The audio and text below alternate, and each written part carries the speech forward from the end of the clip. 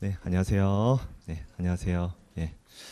자, 이번 시간 그 기업법 2라고 해서 올해 이제 새로 도입되는 과목에 대한 내용 들어갈 거고요. 이번 시간에는 간단하게 오리엔테이션 하고 본격적으로 진도 나가도록 하겠습니다. 일단은 목차는 요래요. 하나씩 다 짚고 갈 거고요. 제 소개부터 드리면요. 저는 손보승 회계사입니다. 지금 저는 현재 회계법인에서 실무를 같이 하고 있어요. 그래서 실무 같이 하고 있고 우리 경영 아카데미랑 스마트 경영 아카데미에서 회계감사, 정부회계 강의하고 있고 기업법도 지금 하고 있죠. 자, 그리고 저 같은 경우에는 첫 직장이 3일 회계법인이었습니다. 그래서 3일 회계법인의 이제 감사본부에서 감사 업무를 시작을 했고요. 그 다음에 한 2년 반 정도 제가 여기 다니다가 좀 특이하게 군대를 갔습니다. 그러니까 군대를 좀 거꾸로 갔죠. 그래서 군대를 갔는데 당연히 이 회계사로서 일하고 군대를 가니까 또 뭐 했겠어요? 재무제표 만들었겠죠. 재무제표 만들고 감사하고 감사를 받고 뭐 이런 거 계속 했습니다.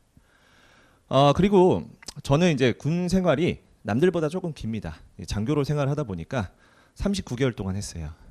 그래서 남들 2번 갔다 올 시기를 혼자 했기 때문에 부대도 한 번 옮겼습니다. 그래서 처음에는 이제 재무제표를 만드는 업무를 하다가 그 다음에 이제 재정관리단이라고 해서 여러분들 경리단길 들어보셨죠? 경리단길. 경리단길의 그 경리단이 여기 재정관리단 원래 이름이에요. 옛날 이름. 그래서 경리단길 입구에 있어요. 여기서 저는 출퇴근을 했죠. 그 당시에 지금은 모르겠는데 5발자국의 클럽이 있었어요. 그런 위치였습니다.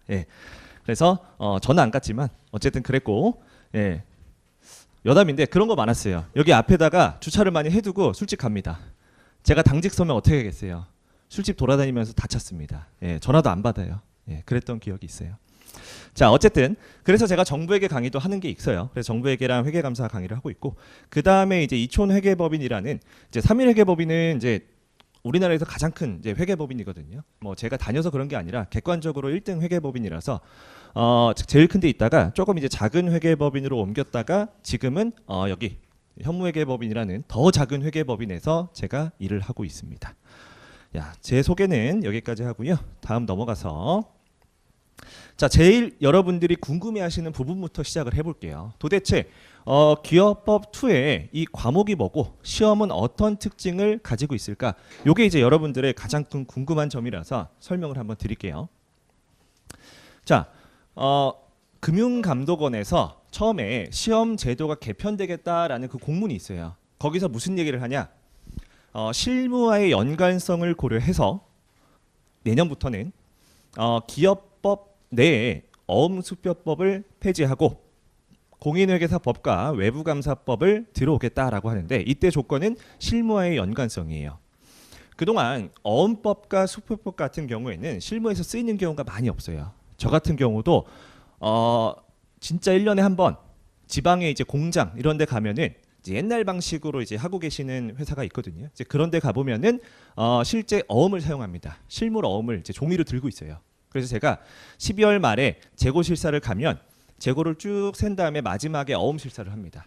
이제 거의 없어요. 그런 애가 진짜 드물기 때문에 실무적으로 잘 쓰지도 않고 그리고 요새는 다 전자어음으로 대체됐기 때문에 큰 의미도 없어요. 그래서 어음수표법 대신에 이제 실무에서 많이 쓰이는 공인회계사법이랑 외부감사법을 내겠다라는 거고요. 제가 이건 개인적인 의견인데요. 실무와의 연관성을 고려했기 때문에 이 중에서도 실무랑 관련 없는 게 조금 있을 거예요. 하지만 문제 낼 때 실무와의 연관성을 고려한다라고 얘기를 했기 때문에 실무적인 조항들이 많이 나오겠다라는 게 제 생각입니다. 그래서 이렇게 일단 바뀌었고요. 자, 두 번째, 이게 회계감사랑 좀 관련이 있다더라 이렇게 얘기를 들었는데 그럼 도대체 어떻게 관련이 있을까? 이것도 저한테 질문을 많이 주셨어요. 그래서 어떤 분은 이거 2개 하면은 회계감사 커버가 될까요? 막 이런 질문도 하셔서 제가 답변을 드리겠습니다. 기본적으로 공인회계사법 제가 그림을 그려서 설명을 드릴게요. 우리 CPA법이라고 합니다.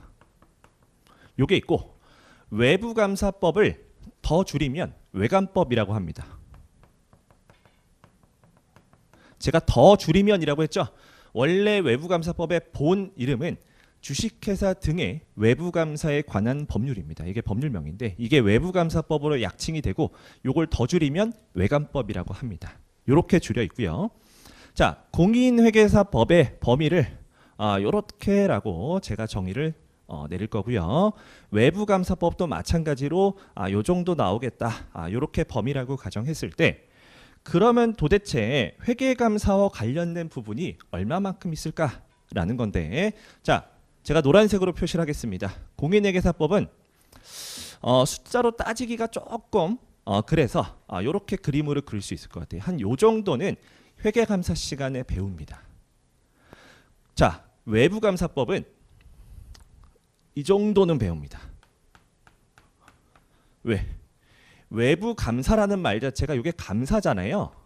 그렇기 때문에 회계감사랑 밀접하게 관계가 돼 있고 그렇기 때문에 회계감사는 이 외감법의 대부분을 배워요. 자, 그러면 회계감사 범위가 전체가 얼마나 차지하길래 몇 퍼센트 정도 될까요? 요거에 대한 답변을 드리면 회계감사는 자, 놀라지 마시고 요게 이제 회계감사입니다. 예, 회계감사 범위는 한 요 정도 되고요. 이 정도 중에 공인회계사법, 외부감사법이 있고요. 그리고 요 정도를 차지하는 배운 적 있죠? 윤리기준이라고 있습니다. 공인회계사 윤리기준이 한 요 정도 차지하고요. 그러면 도대체 나머지는 뭔데? 대부분이 회계감사 기준입니다.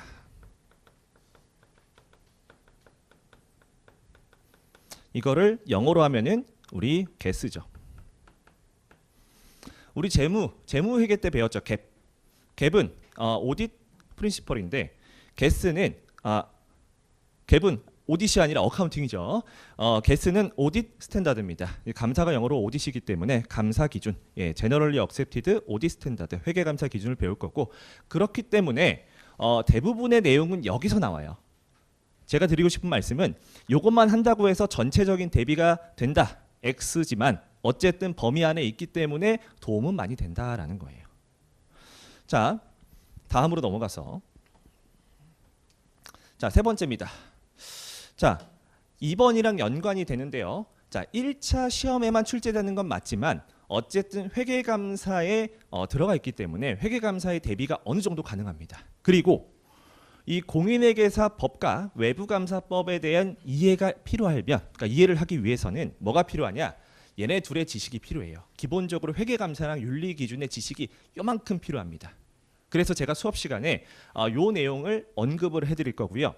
그래서 한 요 정도 커버가 된다라고 생각하시면 돼요. 그래서 제가 윤리기준 얘기 아주 조금, 회계감사 기준 얘기 아주 조금 이런 식으로 설명을 드리면 될 것 같아요. 자, 제가 그러면 도대체 이게 왜 여기 자꾸 회계감사랑 연관이 짓느냐? 실제로 원래는 뒤에 가서 얘기하려고 했는데 지금 설명을 드리면 모의 문제가 있어요. 이 공인회계사 그 시험협회에서 금감원이죠. 금감원에서 이 모의 문제를 몇 문제를 내느냐? 4문제를 냈거든요. 자, 요 4문제의 비중이 공인회계사법 1문제, 외감법 4문제 요런 비중으로 냈어요. 어음수표법 몇 문제 나왔죠? 8문제 나왔죠. 자, 1대 3이죠. 왠지 2대 6이 아닐까요? 그쵸? 저는 그렇게 생각은 해요. 자, 딱 보면 1대 3인 이유도 딱 보이죠? 느낌이 어때요? 아, 회계감사랑 조금 관련이 있겠구나 이런 생각을 조금 들으셔야 돼요. 그리고 또 자, 이 모의 문제 4문제를 만약에 이번에 2차 시험을 본 2차생한테 문제를 내봅니다. 회계감사 공부한 학생한테 학습을 한 수험생한테 이걸 풀라고 합니다. 그러면 이 중에 몇 문제를 풀 수 있을까요? 안 풀어봤죠, 다들? 자, 무려 100%입니다. 이 모의 문제 4문제가 전부 다 어디서 나왔냐? 여기서 나왔어요. 여기서. 전부 다 회계감사 관련된 내용에서 나왔고요. 내가 만약에 회계감사 공부를 했다, 모의 문제 4문제 다 맞춰요. 이 정도의 문제가 나왔습니다. 그럼 대충 이제 눈치를 채실 거예요. 아, 회계감사를 중심으로 공부하는 게 훨씬 더 유리하겠구나. 그래서 제가 책 제목도 회계감사로 배우는 기업법 2인 거죠. 회계감사가 쭉 깔려 있을 거예요. 자, 그렇다고 해서 여기를 버리느냐? 아, 버리지 않아요. 여기도 할 겁니다. 여기도 시험에 나올 수 있기 때문에 당연히 할 거고요. 하지만 나올 확률이 조금은 떨어지겠죠. 회계감사 부분보다는. 그래서 이 부분에 초점을 들여서 공부를 할 겁니다. 그래서 여기 있는 내용이 다 뭐냐면 지금 우리 교재에 챕터 2랑 챕터 3 여기 내용이 많이 있어요. 예, 이렇게 구성이 된다 보시면 되고 최근에 조금 트렌드가 아마 바뀔 거예요.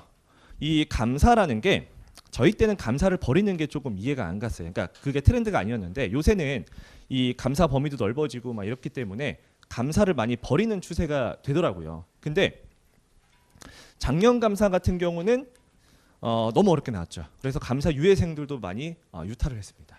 근데 반면 올해 같은 경우에는 감사를 챙겼으면 점수가 꽤 나왔을 거예요. 올해 같은 경우는 난이도가 낮았습니다. 그렇기 때문에 리스크 관리를 위해서라면 오히려 저는 감사를 챙기는 게 조금 도움될 것 같고 또 최근에 총점제 얘기가 많죠. 그것 측면에서도 어느 정도 도움이 될 겁니다. 그래서 기업법 2는 공부하면 좋다라는 거고요. 마지막이 중요해요. 마지막. 자, 처음 나옵니다. 내년에 처음 출제되기 때문에 절대 어렵게 나올 수가 없어요. 절대. 이게 어렵게 나오면 난리 납니다. 그렇기 때문에 무조건 쉽게 낼 거고요. 중요한 개념 위주로 출제가 될 겁니다. 중요한 개념이 뭐다라는 건 모의 문제 때 이미 알려줬어요. 자, 예시로 들면 정부회계. 여러분들 정부회계가 원래 시험 과목 아니었던 거 아세요? 예. 이건 저희 때는 시험 과목이 안 왔어요. 제가 공부할 때는. 근데 이게 2012년부터 출제가 됐는데 2012년도에는 난이도가 당연히 하였고 2013년도도 하, 14년도도 하였습니다. 쉽다라는 거예요. 그러니까 내년은 무조건 쉽게 나올 수밖에 없기 때문에 여러분들은 반드시 챙기셔야 되는 거고 책 두께 보시면 알겠지만 두께가 두껍지 않아요. 이 정도만 학습하시면 제 생각에 8문제 중에 한 7문제 많으면 8문제 다 건지실 수 있을 겁니다. 자, 이렇게 정리를 할 수가 있겠습니다. 자, 넘어가서 자, 그렇다면 공인회계사법과 외부감사법에 대해서 간단하게 알아보면 공인회계사법은 뭐냐? 여러분들이 시험을 보는 공인회계사 이 자격에 대한 얘기입니다. 그래서 공인회계사로서 내가 어떤 식으로 업무를 할 수가 있고 어떤 업무를 할 수가 있고 어떻게 해야 자격을 취득할 수 있으며 어떻게 업무 수행을 할 수가 있고 하우에 대한 내용이고 그리고 각종 의무와 책임들이 있습니다. 이거는 공인회계사로서예요. 그리고 마지막에 회계감사 수임이 불가능한 상황이 딱 등장합니다. 제가 이렇게 별표를 칠해놨는데 당연히 여기서 제일 중요한 건 5번이고요. 모의 문제가 한 문제 나왔는데 당연히 뭐가 나오겠어요? 요게 나오겠죠. 요게 모의 문제로 출제가 됐습니다. 그래서 5번이 가장 중요하고 나머지도 중요하지 않은 건 아니지만 어쨌든 덜 중요하다. 예, 이렇게 볼 수가 있습니다. 그리고 나머지는 뭐 우리 협회가 있어요. 한국공인회계사회 줄여서 한공회라고 합니다. 한공회도 있고 외국 공인회계사도 있고 각종 벌칙 기타 사항 이런 거 등장을 합니다. 그래서 만약에 내가 회계감사를 했다라고 하면 요 3, 4, 5는 여기다 이미 배웠어요. 나머지 항목들은 추가적으로 배우셔야 되는 거고요. 자, 그러면 외부감사법인데요. 자, 외부감사법은 뭐냐? 회계감사에 대한 법적 행정 규정을 말합니다. 자, 회계감사 기준은 뭐냐면 얘는 어떻게 보면은 회계감사를 할 때 재무제표를 딱 보고 뭔가 의심스러울 때 어떻게 해주세요라는 지침서예요. 지침서.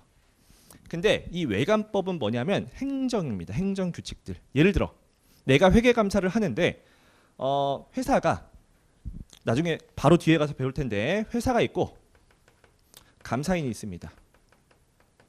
기본적인 구조가 회사가 감사인한테 재무제표를 내고 감사인은 회사한테 재무제표를 통한 감사 보고서를 제출을 합니다. 요거를 언제까지 누구한테 어떤 방식으로 제출할 것이냐, 얘도 언제까지 누구한테 어떤 방식으로 제출할 것이냐, 요런 각종 규정들이 담겨 있는 거예요. 그래서 그런 것들을 배우는 게 외부감사법입니다. 자, 그래서 공인회계사는 외부감사법에서는 잘 등장하지 않습니다. 거의 등장하지 않아요. 왜? 공인회계사 대신에 감사인이란 표현으로 바꿀 거예요. 제가 그것도 뒤에 가서 설명을 해드릴 겁니다. 자, 그래서 기본적으로 웬만하면 별표가 다 쳐져 있어요. 왜? 다 중요한 사항이죠. 그래서 첫 번째는 감사인은 도대체 뭐고, 감사 대상 회사는 뭔지, 어떤 회사가 감사를 받아야 되고 어떤 사람만 감사인이 될 수 있는 건지. 참고로 공인회계사랑 감사인은 전혀 다른 표현입니다. 예. 두 번째, 감사 계약을 체결 절차, 어떤 식으로 체결을 해야 될지, 이런 절차에 대한 내용 매우 중요하고요. 세 번째, 감사인과 감사 대상 회사의 각종 권리 의무, 이런 것들도 공부를 할 거고, 그리고 감사인으로서의 책임들이 있습니다. 내가 어떻게 손해배상 책임이라든지 형법 형사 책임을 받는다든지 이런 책임도 존재를 하고, 그 외 나머지 규정들이 존재를 합니다. 자, 그래서 기본적으로 회계감사 시험 범위에 포함이 되는데 어쨌든 이 부분까지 해야 되고요. 어쨌든 주인공은 회계감사 시간의 주인공은 얘예요. 근데 어쨌든 기업법 2의 주인공은 얘네 둘입니다. 그래서 조금 더 디테일한 학습이 필요합니다. 네, 그렇고요. 자, 그럼 모의 문제를 한번 제가 분석을 해볼게요. 이미 말씀을 드렸기 때문에 빠르게 진행을 하겠습니다. 자, 금융감독원에서 모의 문제 4문제를 제시를 해서 외부감사법 3문제, 공인회계사법 1문제 이렇게 1대 3으로 출제를 했어요.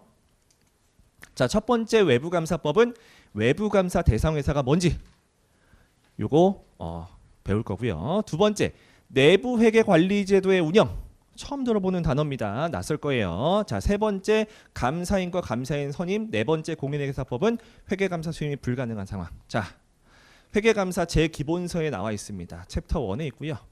요거 챕터 13 제목 자체가 내부회계 관리제도고요. 얘는 챕터 3에 들어가 있고 얘는 챕터 2에 있습니다. 즉 모든 내용이 뭐다? 회계감사를 알고 있으면 다 풀 수 있는 문제가 모의 문제로 출제되었다. 결론은 회계감사랑 관련이 크겠구나. 이렇게 생각을 하시면 좋을 것 같아요. 자, 그래서 보시면 이렇게 제가 적었죠. 회계감사의 범위에 속하는 내용이 출제될 가능성이 매우 높다. 자, 그러면 기업법 어떤 식으로 공부하시는 게 좋을까? 이렇게 결론을 내려보면, 자, 첫 번째입니다. 일단은 회계감사에 대한 기본 개념을 제가 설명을 드릴 거예요. 그래서 기본 개념이 있어야 내가 이런 법률이 이렇게 해서 생겼구나 이해가 갑니다. 안 그러면 그냥 단순 암기예요. 단순 암기만 하면 기억에 오래 남지 않습니다. 그렇기 때문에 회계감사에 대한 기본 내용을 설명을 드릴 거고요. 자, 그럼에도 불구하고 우리는 어쨌든 1차 시험에 최선을 다해야 됩니다. 그래서 제가 객관식 문제를 감안해서 이런 내용들, 조금 더 디테일한 내용들을 설명을 드릴 거예요. 회계감사 시간에 설명 안 드리는 내용들이 꽤 있습니다. 디테일한 내용이기 때문에. 자, 그리고 조금 키워드 학습이 필요해서 제가 지금 기본서에 OX 문제랑 모의고사 이런 것들 다 담아놨습니다. 이렇게 학습하시면 좋을 것 같아요.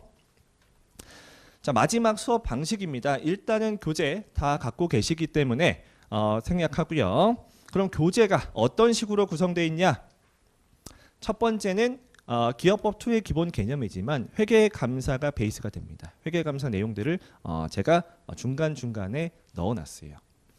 그리고 두 번째, 각 단원 끝에 OX 문제가 준비되어 있습니다. 그래서 다 합쳐보면은 한 200문제 조금 안 돼요. 100몇 문제가 있습니다. 그래서 요거 OX 문제로 나눠놨기 때문에 객관식에는 OX 학습이 조금 효율적입니다. 그래서 OX로 만들어놨고, 요거는 제가 조금 고민했어요.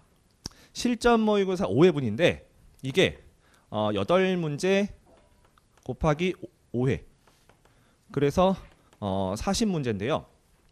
원래는 이게 없었습니다. 기본서기 때문에 따로 실지 않고 이거는 객관식 문제, 객관식 책에 제가 실으려고 따로 만들어 놨는데 그냥 한 권으로 충분히 대비할 수 있게 요것도 기본서 안에다 별도로 실어 놨어요. 그래서 챕터 5 5단원이 요거 실전 문제에 있어서 이렇게 돼 있고요. 후속 커리큘럼에 대해서 질문이 있어서 말씀을 드리면, 원래는 객관식을 하고 파이널하고 이렇게 생각을 했는데 생각보다 시험 범위가 많지 않습니다. 저희도 지금 일주일밖에 안 하잖아요. 5일밖에 안 하잖아요. 자, 그렇기 때문에 저는 어떻게 준비를 할 거냐? 요 실전 모의고사 5회분이랑 문제를 더 만들 거예요. 그 문제랑 개념 요약 요걸 하나로 묶을 겁니다. 그래서 이걸 하나로 묶어서 올인원인데 어떤 게 올인원이냐? 객관식 플러스 파이널 올인원으로 만들 생각이에요. 그래서 요거는 중복이 됐다고 해서 뭐라고 하시면 안 돼요.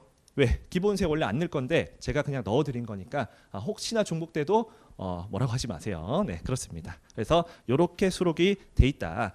한 가지 특징이 뭐냐면 이 OX 문제를 응용해서 실전 모의고사를 만들었기 때문에 제가 학습 효과를 조금 높였어요. 실제 풀이를 보시면 일부 문제에 대해서는 몇 단원에 OX 몇 번 이렇게 레퍼를 달아놨습니다. 예, 그래서 조금 더 편하게 제가 해놨고요. 그리고 이제 법전 관련된 내용인데 기본적으로 끝에다 부록에 제가 공인회계사 법과 외부감사 법전을 실어놨어요. 거기 금융감독원 안내 그 보도자료에 보면 첫 해기 때문에 뭐라고 나왔냐? 법령 중심으로 출제가 되겠다 이라고 딱 보도자료에 나와 있어요. 첫 해니까 쉽게 내겠다라는 얘기예요. 응용을 안 하겠다라는 얘기입니다. 그 말은 즉 법전의 내용을 거의 그대로 적는다. 그대로 나올 확률이 아주 높습니다. 그렇기 때문에 제 기본서도 마찬가지예요. 제 기본서 내용도 기본적으로 법전의 내용을 거의 그대로 적었고요. 중간중간에 보시면 이 파란색 박스로 손 CPA 팁이라고 나와 있습니다. 그런 건 제가 이제 중간중간에 설명을 달아놓은 거예요. 그래서 그런 내용들로 채웠고 웬만하면 법전에 있는 문구를 잘 안 건드렸습니다. 예, 이렇게 문제를 이렇게 교재를 구성을 했습니다.